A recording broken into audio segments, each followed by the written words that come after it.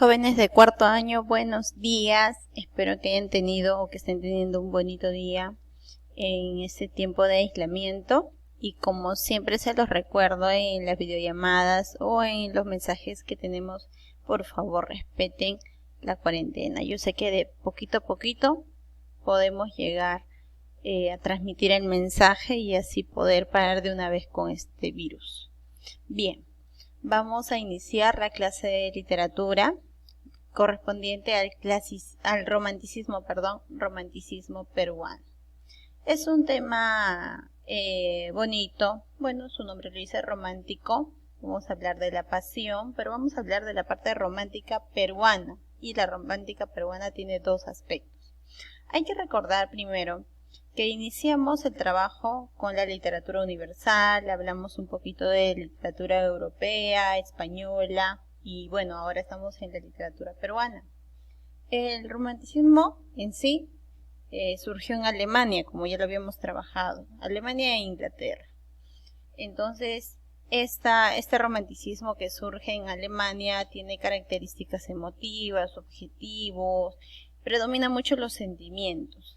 Y después de mucho tiempo, recién llega a Perú. Es como por ejemplo, ¿no? En Europa está de moda una prenda y esa moda llega a Perú, pero muchos años después, cuando ya en Europa ya pasó de moda, ya recién llega la moda a Perú.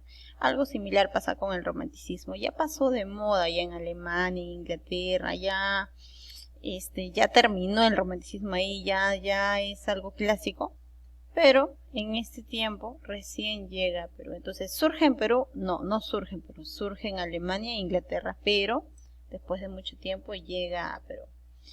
Antes de hablar del romanticismo, nosotros habíamos hablado ya dentro de la literatura peruana, la literatura prehispánica, la literatura quechua, hispánica. Ahí hablamos de la invasión, la colonia, la emancipación, la republicana, el tema anterior, el costumbrismo, y ahora lo que corresponde es el romanticismo, y justamente es el tema que vamos a trabajar hoy, que es el romanticismo peruano. Y a ver si reconoces esta imagen, vamos a hablar mucho de él, que es Ricardo Palma, y vamos a hablar también acá de mi amigo Carlos Augusto Salaverry, de ellos dos que son, bueno, él es el principal representante del romanticismo peruano, pero él también tiene sus aportes. Entonces, vamos a iniciar, ¿sí? Mucha atención, por favor. Nos desarrollamos en un contexto social. ¿Reconoces a este personaje? A ver, te doy una pista. Es el que dio la libertad a los esclavos. Le sacaron una canción, recuerdo. Ajá, ¿recordaste? Sí, muy bien. Entonces, nos contextualizamos. Esto se desarrolla durante el gobierno de Ramón Castilla, efectivamente, el que da libertad a los esclavos. Se desarrolla entre los años 1840 y 1900. No es original, quiere decir que es poco creativa la literatura romántica peruana. Las características llegan de forma tardía, es decir, como te dije, ¿no? La moda ya pasó en Alemania y recién está llegando a Perú. Entonces sus características obviamente llegan pues tarde también. Y el peruano, por eso es que vamos a ver que desarrolla su romanticismo bajo dos vertientes. Bueno, lo que sí tienen en común entre el romanticismo alemán e inglés con el peruano es que es subjetivo, idealista, amoroso, y es como es que es así el amor. El romanticismo habla básicamente del amor, de la parte romántica del autor. Entonces vamos a hablar acá de los sentimientos, lo idealista, lo que él quisiera de repente ser aceptado, pero no lo es, y hay varias obras así.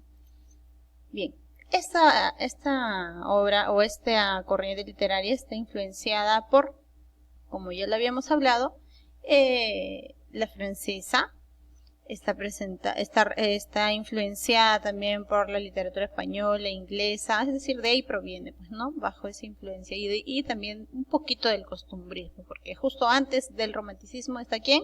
Está el costumbrismo, por esa razón es que vamos a colocar por aquí. ¿Listo? Muy bien. evoca el pasado histórico, es decir, la época colonial.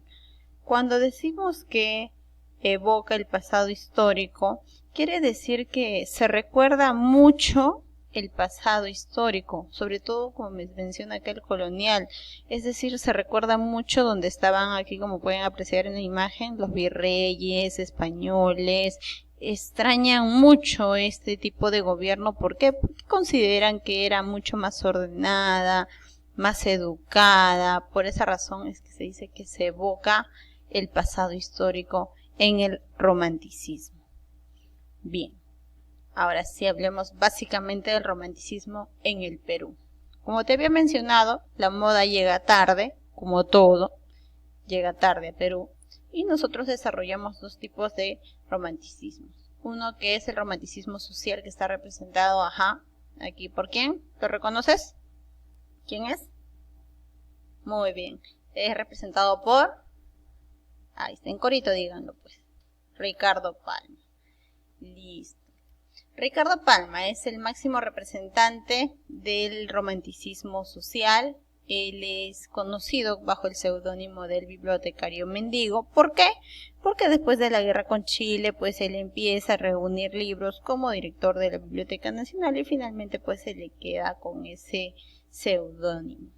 Es considerado también como el creador de las tradiciones. Recuerda que dentro de las tradiciones él habla de tradiciones históricas y anecdóticas, y sus tradiciones, no solamente las tradiciones peruanas, sino también las de salsa verde. Recuerda que tiene dos, y entre tantas obras que tiene, que son sus obras magnas, si se podría decir así.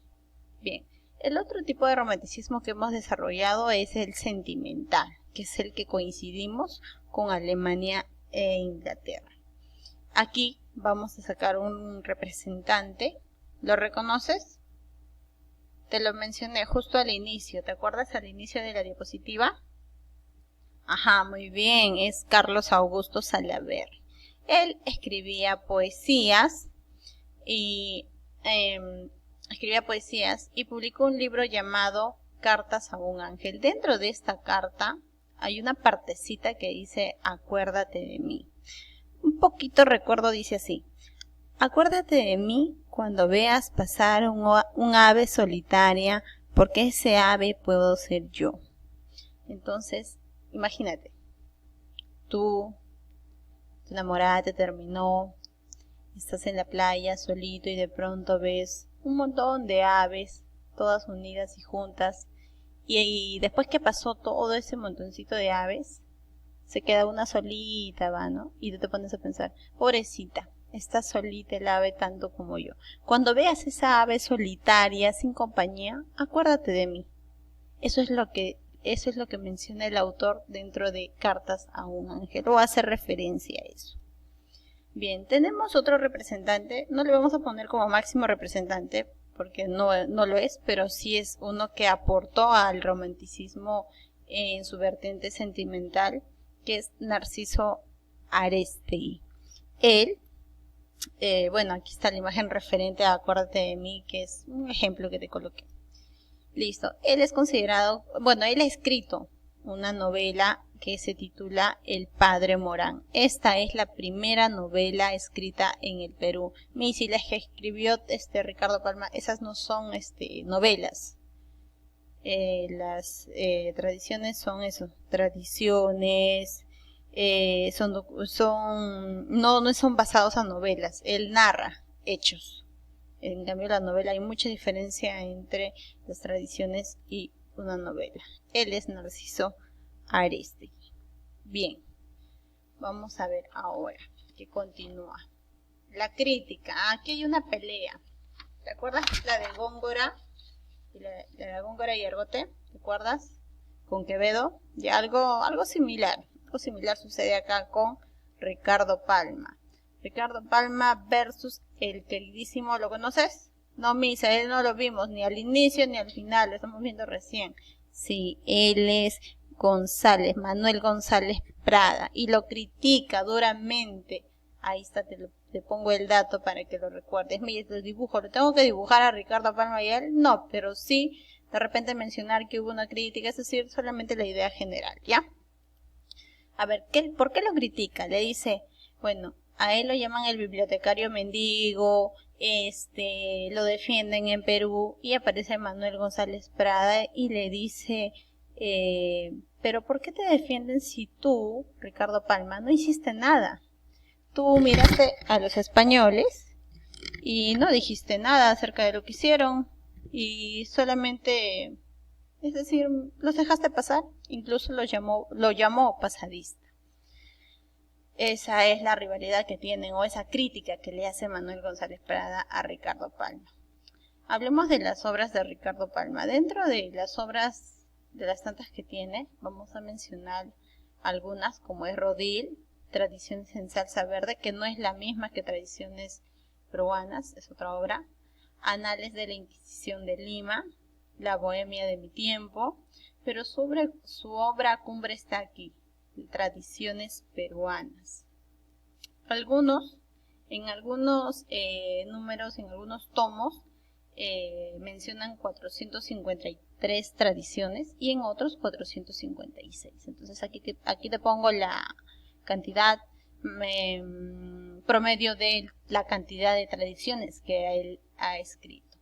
En sus obras, él, es decir, Ricardo Palma, es irónico, satírico y súper divertido al momento de escribir sus tradiciones. Trabaja mucho en la oralidad. ¿Qué quiere decir esto?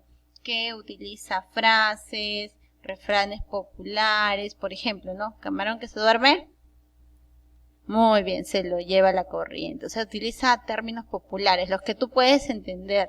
Al leer Tradiciones Peruanas de Ricardo Palma no te vas a complicar, no necesitas un diccionario. Y es muy gracioso. Y sus títulos son controversiales también, ¿eh? Como La pinga del Libertador, etcétera. Entonces, es súper gracioso y controversial en cuanto al título y en su contenido también. Entonces, se me hace complicado al leerlo. No, es sencillo en realidad. Entonces, trabaja mucho en la oralidad, el género es narrativo, especie, bueno, es una tradición. Su obra está compuesta en prosa y verso, quiere decir que tenemos escritos en forma lineal y tenemos poesías dentro de las tradiciones, pero son poesías, créeme que son poesías graciosas. ¿Listo?